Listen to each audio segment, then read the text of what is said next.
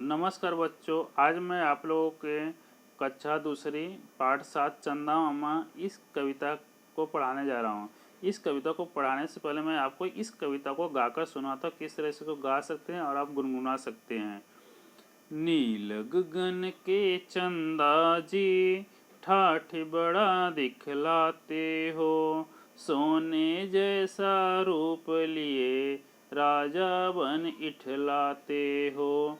पंख नहीं तुमको फिर भी पंछी बन उड़ पाते हो, झुंडों भी सितारों के पंछी राज बन जाते हो। जंगल नदी पहाड़ों पर घूमते रात बिताते हो, याद से फिर भी हम सब के छत पर खेलने आते हो।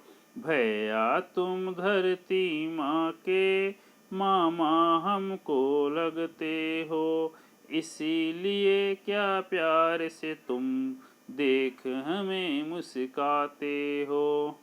तो बच्चों, इस कविता को हम लोग पढ़ लिए हैं। अब हम इसका अर्थ समझते हैं। इस कविता के जो कवि हैं श्री शंकर विटनकर जी है।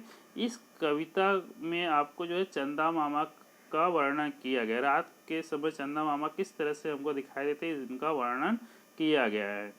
नील गगन के चंदा जी मतलब कि नीले आसमान। नीले गगन मतलब होता है आसमान, नभ आसमान नभ गगन कहते हैं। तो नील गगन के चंदा जी, नीले आसमान के चंदा जी, ठाठ बड़ा दिखलाते हो। आप जो है ठाठ बड़ा दिखलाते हो। ठाठ मतलब होता है रुतबा। आप बहुत ही रुतबा दिखलाते हो। सोने जैसा रूप लिए। चंद्रमा रात को जो है पीले कलर का दिखाया जाता है, सोने के जैसा। जिस तरह से सोना हमको दिखाई देता है, सोना एक धातु है जिससे हम गहना गुड़िया बनाते हैं, उसको हम लोग उसी तरह जो है चंदा मामा हमको दिखाई देते हैं। और वो सोने जैसा रूप लिए राजा बनकर इठलाते हैं। जैसे कि हम चित्र में दिया गया राजा के तरह जो है ताज पहन के हमको राजा की तरह दिखलाते हैं, इठलाते हैं। मतलब कि वो बहुत दुलराते हैं। जैसे कि छोटे बच्चे जो है मम्मी के साथ खेलते हैं, दुलराते हैं, वैसे ही आप बहुत दुलराते हो। पंख नहीं तुमको फिर भी पंछी बन उड़ पाते हो। जैसे कि पंछियाँ जो है पंख के उड़ते हैं, लेकिन आप जो है बिना पंख के जो है उड़ते हो आसमान में। हमको पता है कि चंद्रमा जो है पृथ्वी के चारों तरफ घूमते हैं। चंद्रमा को जो पृथ्वी से जो है रोशनी मिलता है, इसलिए जो है चंद्रमा हमको रात के समय आकाश में बादलों के बीच में पंछियों की तरह उड़ते हुए दिखाई देते हैं। इसीलिए कवि ने कहा कि पंख नहीं तुमको फिर भी पंछी बन उड़ पाते हो, झुंडों बीच सितारों के पंछी राज बन जाते हो। और जो सितारे होते, सितारे मतलब तारा, स्टार जिसे कहते हैं। झुंड मतलब होता ग्रुप। झुंडों सितारों के जो तारों के ग्रुप है, झुंड है, उसके बीच में आप जो पंछी राज बन जाते हो। आप पंछियों के राजा की तरह जो है दिखाई देते हो। जैसे कि पंछियों के राजा जो गिद्ध को कहा जाता है। जैसे कि हम रामायण में सुने हैं, देखे हैं रामायण के सीरियल में कि जो जटायु थे वो पंछी राज उनको कहा गया। तो पंछियों के जो राजा है वो गिद्ध को कहा जाता है। तो आप जो पंछी राज बन के दिखाई देते हो आसमान में तारों के बीच में।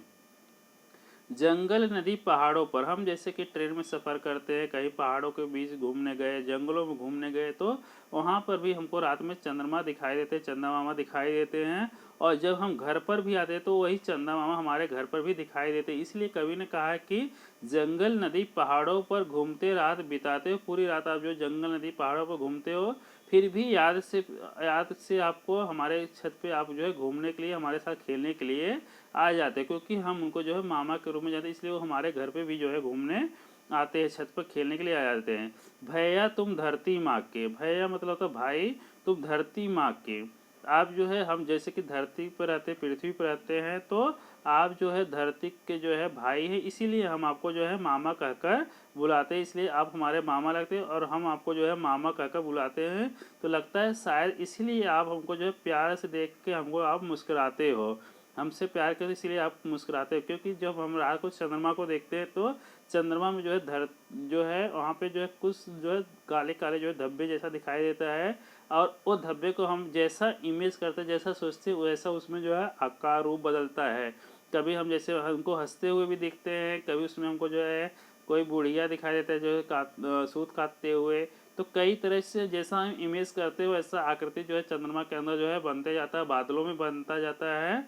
इस तरह से जो है प्यार से तो हमें देख के मुस्कुराते हो, चंद्रमा हमको मुस्कुराते हुए दिखाई देता है।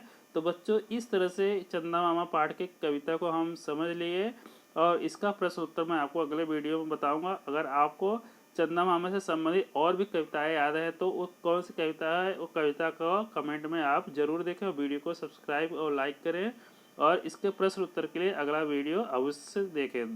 धन्यवाद।